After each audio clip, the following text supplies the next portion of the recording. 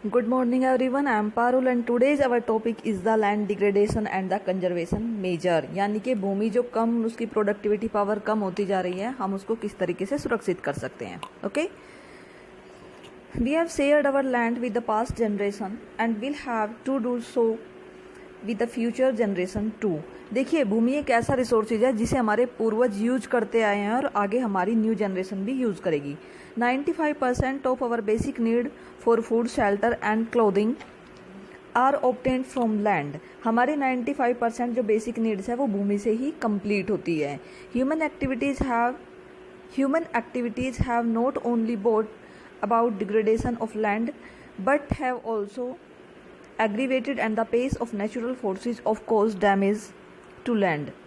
देखिए, मानव जो अपने कार्य करता है केवल भूमि का उनसे भूमि का निम्नीकरण हो रहा है, यानी कि डिग्रेड जो हो रही है वो हम जो जिस तरीके से अपने काम करते हैं उसकी वजह से हो रही है, बल्कि भूमि को नुकसान पहुंचाने वाले जो प्राकृतिक चीज़ें हैं। प्राकृतिक चीज़ें कैसे हैं? आपका अर्थक्वेक है, लैंडस्लाइड है, उनको भी जो है हम एक सपोर्ट दे रहे हैं ताकि वो ज़्यादा से ज़्यादा हो। At present, there are about 130 million hectares to degrade land in India। अगर हम इस टाइम की बात करते हैं तो 13 करोड़ हेक्टेयर भूमि जो है डिग्रेड हो रही है इंडिया के अंदर।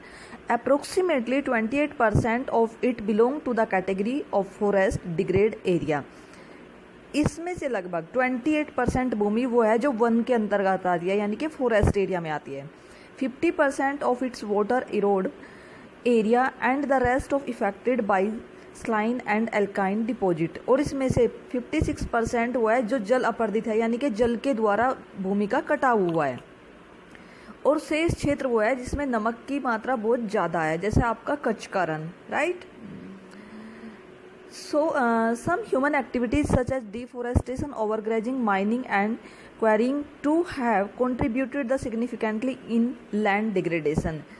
देखिए, इसमें क्या होता है, कुछ मानवीय क्रियाकलापें ऐसी हैं जिनकी वजह से, यानी कि हम लोग भी कुछ ऐसे काम करते हैं जिनकी वजह से भूमि जो है वो डिग्रेड हो रही है। क्या है? डिफोरेस्टेशन, वनों का बहुत ज़्यादा कटाव हो रहा है, उस पर अर्बनाइजेशन हो रहा है। ओवरग्रेजिंग, पशु चल रहे हैं तो उनके पैर जो होते हैं उनसे मिट्टियाँ कटती है। खनन, माइनिंग एरिया, इनकी वजह से क्या है, भूमि जो है वो डिग्रेड हो रही है। आपकी बुक में फिगर नंबर 1.5 दिया गया है जिसमें बताया गया है कि ब्लू कलर जो है वो वाटर इरोड, यानी कि जो पानी के द्वारा इरोड होता है उसको शो किया गया है। फॉरेस्ट एरिया पिंक है आपका, स्लाइन आपका येलो है और लाइट ब्लू है आपका विंड इरोड, यानी कि हवा के द्वारा खत्म होने वाली भूमि। क्लियर। नेक्स्ट है आपका इसमें mining sites are abandoned after equation work of complex complete leaving deep scars and tracks of overburdening. देखिए, खनन के अंतर्गत जो खादान वाले क्षेत्र हैं उनमें गहरी खाइयाँ और मलबों को खुला छोड़ दिया जाता है। कैसे? आपने खनन किया, कोयला निकाला और फिर आपने वो जो गड्ढा वहाँ पे हुआ उसको आप फिल नहीं करते हो। In state like Jharkhand, Chhattisgarh, Madhya Pradesh and Orissa, deforestation due to mining have cause severe land degradation.